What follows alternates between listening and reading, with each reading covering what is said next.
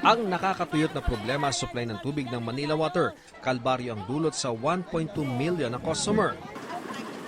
May mga kabahayan pang ilang araw na dire-diretsyong walang tubig, kung kailan pa naman kasi tag-init, saka pa nawalan ng tubig.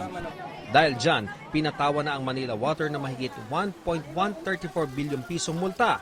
Sabi ng Metropolitan Water Works and Sewerage System o MWSS, paglabag daw sa concession agreement ng kabiguan ng Manila Water na makapag-supply ng tubig sa kanilang mga customer.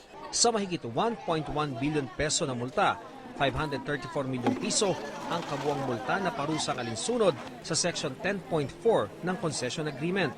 600 milyon naman ay ilalaang pondo para sa bagong pagkukunan ng tubig. Ang multang yan ay iba pa sa naunang 500 million pesos na self-imposed penalty ng Manila Water.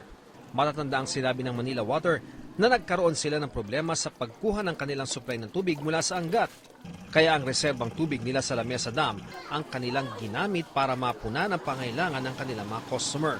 Lumabas din na hindi nakapaghanda sa oras ang Manila Water para sa alternatibong pagkukunan ng tubig tulad ng Cardona Water Treatment Plant sa Rizal. I think they will abide by it. No more arbitration.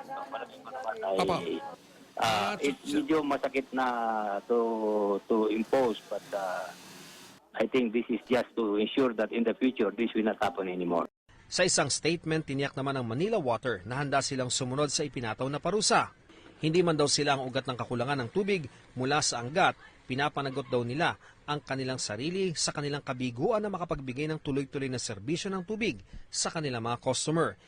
Iginit din nila na hindi raw sapat ang alokasyon nilang tubig mula sa Angat Dam para mapunan ang pangangailangan ng nasasakupan nilang East Zone.